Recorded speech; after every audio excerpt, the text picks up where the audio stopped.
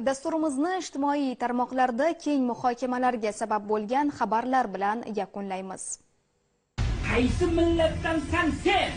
Ay, qaysi millatdansan sen? O'zbek, qozoq, qirg'iz kim bo'lishlaringdan qat'iy nazar. Ijtimoiy tarmoqlarda Abdulloh taxallusi bilan tanilgan Yugay Valeriy qamoqqa olindi. Bu haqida Toshkent viloyati Ichki ishlar bosh boshqarmasi matbuot kotibi Bobur To'laganov ma'lum qildi.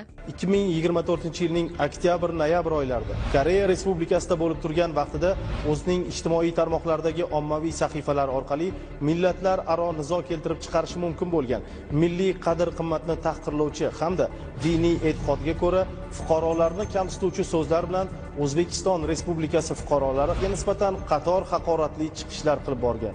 Bu shaxs joriy yilning 25-mart kuni Abu Dhabi Samarqand Airways orqali O'zbekiston Respublikasi hududiga keltirilib, huquq tartibot organlari xodimlari tomonidan protsessual tartibda ushlandi. Unga nisbatan qamoqqa olish tarzidagi ehtiyot chorasi qo'llanildi.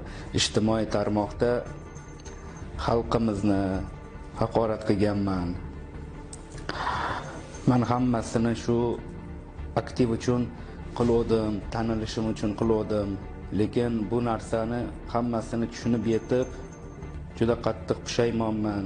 Hammadan chin qalbimdan men kechirim so'rayman. Juda qattiq pushaymonman. Iltimos qolaman, meni kechiringlar, iltimos xalq. Qayd etilishicha, holat yuzasidan fuqaroga nisbatan Jinoyat kodeksining tegishli moddalari bilan jinoyat ishi qo'zg'atilib, tergov harakatlari olib borilmoqda.